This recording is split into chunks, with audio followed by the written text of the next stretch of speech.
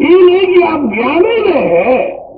अरे जान लीजिए जादूगर तो न हो, मिसमरीज में हिप्नोटिज्म। देखिए आप लोग मानिएगा तो एक किस्सा कह देंगे आप लोगों पर, आप लोगों मेरे किस्सा कह देंगे, शांत नहीं रहेंगे तो आप सब लोग की बेइज्जती हो जाएगी। लगेगा घर वाला लोग जो है आप लोग पहले सुन लो। 4 प्रकार की औरतें होती हैं, 4 प्रकार की औरतें होती हैं। यानी आप लोग नहीं मानेंगे तो हम जब प्रकार बता देंगे ना तो हर कोई जो पुरुष घर का होगा आप लोग को चिढ़ा मारेगा, चिढ़ा मारेगा।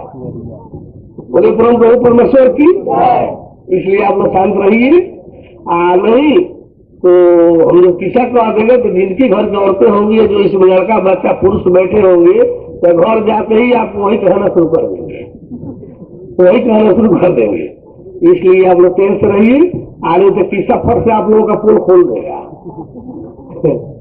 बोले परम परमेश्वर की, परम परमेश्वर की। इस तरह से जो है अरे ज्ञान हम आपको अपने भाईचारा में देने आइए और कहते हुए इस सृष्टि का सर्वोच्च है, सर्वोत्तम है। जान लीजिए, आप सोचिए ना, पढ़ाई पढ़ने जा रहे हैं, रात दिन तन मन धन एक करके स्कूल कॉलेज घर परिवार सब एक करके 17 वर्ष 18 वर्ष गुजारते हैं। उसमें भाग्य भी जब साथ देती है तब जा करके आपको MA MSc वगैरह की डिग्री मिलती है। उस डिग्री में आप फर्स्ट क्लास ही पास हो, डिस्टिंक्शन मार्क्स ही लिए हो, तब भी उस डिग्री पाने के बावजूद भी आपको अपने कॉलेज में भी चुनौती देने की क्षमता शक्ति आप में नहीं आती। तो मैं इस विषय का सर्वोच्च जानकार हूं, उस विषय मात्र का भी। और यह ऐसा ज्ञान है जो 12 दिन में 15 दिन में 14 दिन में 2 दिन का घोषित होता है, उतने ही दिन में आपको यह ज्ञान जो मिलता है, तो उस ज्ञान में क्या है कि आप पूरे धरती को चुनौती दीजिए,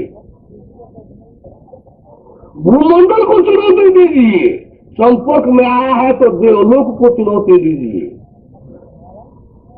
कि आपको मिला हुआ ज्ञान परम सत्य है, पूरे ब्रह्मांड में सृष्टि में सर्वोच्च है, सर्वश्रेष्ठ है और पूर्ण है, पूर्ण है।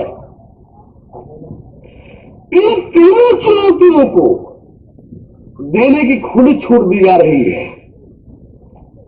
चाहे वो यूनिवर्सिटी हो, चाहे सिद्ध महात्मा जी हो, तपस्वी जी हो, जोगी जी हो, तथा कथित भगवान जी लोग हो, कोई परवाह करने की जरूरत नहीं, किसी भी परवाह की कोई जरूरत नहीं। बस चुनौती दीजिए कि इस दुनिया में जिस किसी के पास जो कोई ज्ञान है, या तो गलत है नहीं तो अधूरा है, या तो गलत है नहीं तो अधूरा है। इस पूरे भूमंडल पर नहीं, सृष्टि में जिस किसी के पास जो भी ज्ञान है, या तो गलत है अन्यथा अधूरा है। अब सत्य, परम सत्य और पूरे ज्ञान आपको जाना ना देखना हो, सर्वोच्च सर्वश्रेष्ठ ज्ञान जाना ना देखना हो, तो यह है। इस चुनौती को देते हुए आप पूरा भूमंडल घुमाइए, इसकी सारी चुनौती गारंटी सब ली दी जा रही है। झुक करके कहीं से आइएगा, जिम्मेदारी हमारी होगी, हम दंड के पात्र होंगे, और यदि सच्चाई होगी तो आप आगे बढ़ते जाइए, ऊपर उठते जाइए, इसके लाभ को हासिल करते जाइए। अब इसके बाद हम क्या बोले आप सबको? एक बच्चे को ट्यूशन पढ़ाते हैं, जब उनका भाई ने चाहना नहीं है तो दोषी कैसे होंगे? इसलिए कह दिए, जैसे कहे कि सामर्थ्य के लिए दोस्त गोसाई तो हम जोड़ देंगे, इसलिए क्यों नहीं इच्छिता हो तो बढ़िया हूं, तो दोस्त क्या होगा? क्यों ऐसा ही कि नहीं? आपको लाए बंधु जाति माता जी शारीरिक दृष्टि खुल गई ले विश्व में कोई शेष न हो। क्या आप पूर्ण हैं? हम जो देख रहे हैं या तो पूर्ण नहीं है, जो बात कर रहे हैं वो पूर्ण है। आपने कहा कि हमारे सभी शिष्य पूर्ण हैं। हाँ, शिष्य पूर्ण है क्योंकि ज्ञान से युक्त है और उनका ज्ञान पूर्ण है। और एक जगह आप बोले कि केवल परमात्मा ही पूर्ण है। हाँ, तो अभी तो कह रहे हैं कि ज्ञान पूर्ण है और ज्ञान से युक्त ज्ञान माने परमात्मा। आपसे बताए कि ज्ञान में दो अक्षर के ज्ञान में 400 वाला भगवान रहता है। क्या परमात्मा भी कही है या एक ही है? अभी तो परमात्मा तो दो ही नहीं होता है, विदाउट सेकंड बार बार करेगा आप रहे एक आपको विदाउट आपके सेकंड। तो शिष्य अनेकों हैं। हाँ, सब परमात्मा के हैं, परमात्मा में है। यानी आप अपने बात में कहे कि हमारे सभी शिष्य पूर्ण है, इसमें कहा आप वही नहीं कर रहे भाई। तो सभी परमात्मा है। परमात्मा तो हमने कभी नहीं कहा कि मेरे शिष्य परमात्मा ये है। बात कहे कि सभी शिष्य हमारे पूर्ण है। ज्ञान सभी शिष्य ज्ञान पूर्ण है। हाँ, जब शिष्य है तो ज्ञान से युक्त है और ज्ञानमय है तो ज्ञान पूर्ण होता है, वो पूर्ण है। इसलिए कि वो पूर्ण नहीं है, उसको परमात्मा न माना जाए। नहीं, शिष्य परमात्मा नहीं होगा। तो मतलब ये आपका कहना गलत है कि वो पूर्ण है। ज्ञान पूर्ण है तो ज्ञान के लिए पूर्ण है और ज्ञान के है तो भी पूर्ण है। और यह है कि परमात्मा का कोई स्वरूप ही है। क्या? स्वरूप तो नहीं होगा क्योंकि स्व शब्द जीव के लिए है, रूप है उसमें, स्वरूप है। और परमात्मा के पाने के मार्ग में बाधा कितने हैं? बाधा तो दो तरह का है, एक शैतान का, दूसरा माया का। तो दो ही बाधा है। तो दो ही बाधक है। तो ये बाधाएं तो देख रहे हैं कि हम संतों के साथ भी घूम रही हैं। हाँ, रहते हैं उनके जांच के लिए कि सही है कि गलत है, सही पक्का संत है कि नहीं है। और आजकल जो देख रहे हैं जो बड़े बड़े संत हैं अपने को बहुत महान समझते हैं, सही है। और वो भी भौतिक सुख की चीज को लेकर के वो अब सवाल उठता है कि भगवान वाला के पास माया नहीं जाएगी तो माया रहेगी किसके? शैतान वाला के पास। अपने यहाँ जो बिटिया रख के हमारे पास है। देख रहे हैं, वो बात बता रहे हैं, संतों की बात बता रहे हैं। ओहो, वो नहीं कह रहे हैं। और रही बात ये कि टीवी बिटिया रख के देख रहे हैं अपना, ठीक, और भोग विलास के समान वो है या नहीं है? ठीक है। ज्ञानी पुरुष संसार में, एक मिनट, ज्ञानी पुरुष संसार को जो है आनंदमय कुटिया के रूप में देखना चाहता है, रखता है, रहता है। आपके लिए दुख रूप है क्योंकि अज्ञान में है। हम लोग तो इसीलिए घूम रहे हैं कि सब लोग इस संसार को आनंदमय कुटिया समझे, तो क्या आए देखें और देखते हुए इसका सारा आनंद ले और उन्मुक्तता पूर्वक रहे, ताकि जहाँ से आए हैं वहां जाने में कोई अवरोध न हो।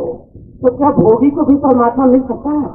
परमात्मा जो पहले का सवाल है, फिर हमारा इसमें आ गई कि भोगी नहीं, सृष्टि का सबसे बड़ा भोगी और पापी रहा होगा, उसको भी मिल जाएगा, वो सबसे आगे वो भक्त बनना चाहे।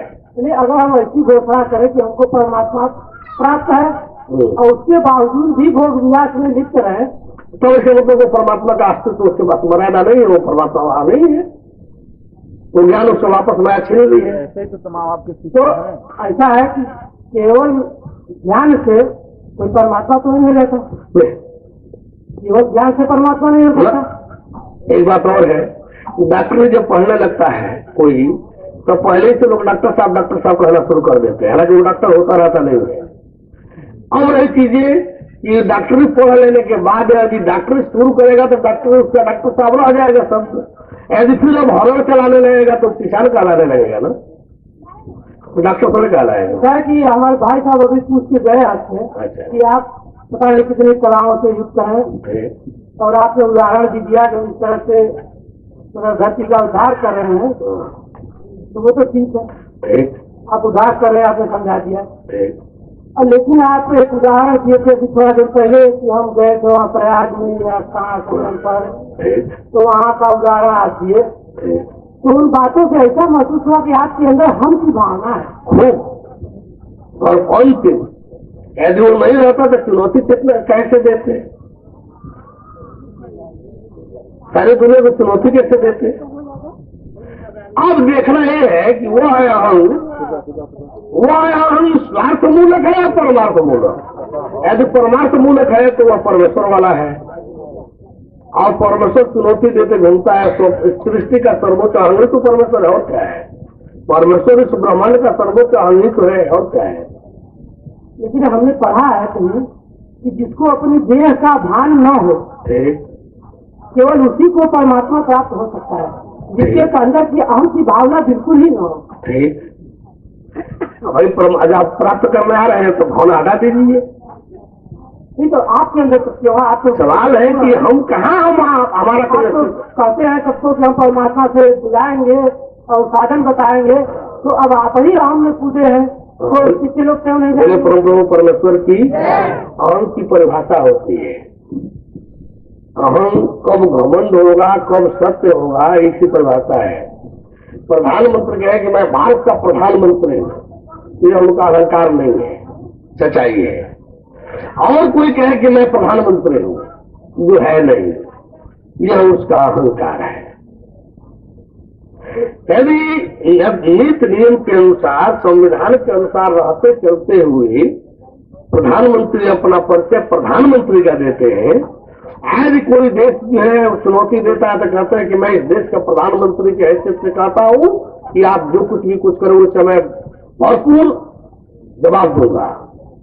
अब कहा कि अहंकारी प्रधानमंत्री है, देश का पद ही तो सब कुछ बोल रहा है, तो है, इसलिए वहां अहंकार लागू नहीं होगा। तो परमात्मा एक मिनट, इस शरीर को जो सब कुछ चुनौती दे करके दिखाई दे रहा है कि सब लोग सर्वोच्च बड़ा अहंकार है, तो पहले आप शरीर को जानने की कोशिश करें।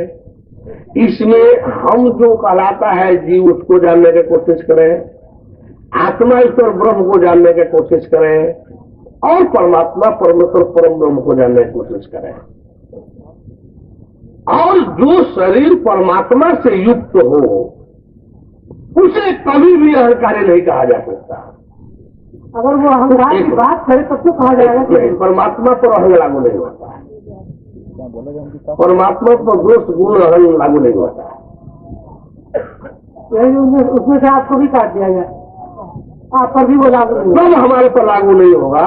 इस शरीर में बोलने वाला तीन है, सारे संसार के शरीरों से मैं हम की जो आवाज आ रही है, ये तीन प्रकार का है, जीव, आत्मा और परमात्मा। यदि जीव वाला ये शरीर होगा तब तो अहम के अंतर्गत है, आत्मा वाला भी है, और यदि हम कर रहा है तब भी इसमें अहम है। लेकिन यदि परमात्मा वाला होगा तब इस पर अहम लागू नहीं होगा, दोष गुण लागू नहीं होगा। आपके अंदर परमात्मा वाला जीव है तो हम लागू नहीं, तब अहम लागू नहीं होगा। अगर कोई दूसरा है तो हम लागू, तब लागू हो जाएगा, तब लागू हो जाएगा। केवल परमात्मा पर ही अहंग लागू नहीं होगा, और सब पर अहंग लागू हो जाएगा। तो परमात्मा का रूप भी है, अभी बताए नहीं, ये तो दोहरा करके प्रश्न कर रहे हैं। मतलब ये वही बताए तो कि रूप है, वो देखा जा सकता है, देखा जा सकता है। यदि कुछ लोग कहते हैं कि उसका कोई रूप नहीं है, जो जाना ही नहीं वो कुछ कर सकता है। अरे बहुत पुराने लोग जो है, कोई पुराने बहुत पुराने लोग हैं और निशान देते हैं। आप बहुत बच्चे हैं जो हस्ताक्षर करते हैं, दस्तखत करते हैं। अभी अब कितने सालों से बच्चे ही हैं, वो नहीं जा रहे, हम इसमें देखें कोई मराठी में बोल रहे हो तो अपने को डाउन कीजिए। हम डाउन नहीं, आप एक सहज भाव में बोले। जब बहुत वृद्ध हैं जो निशान दे रहे हैं, बहुत छोटे बच्चे हैं जो दस्तखत कर रहे हैं, किताब पढ़ ले रहे हैं, तो वृद्ध होने का ज्ञानी होना नहीं होता है। वृद्ध होने का मतलब ज्ञानी होना नहीं होता है।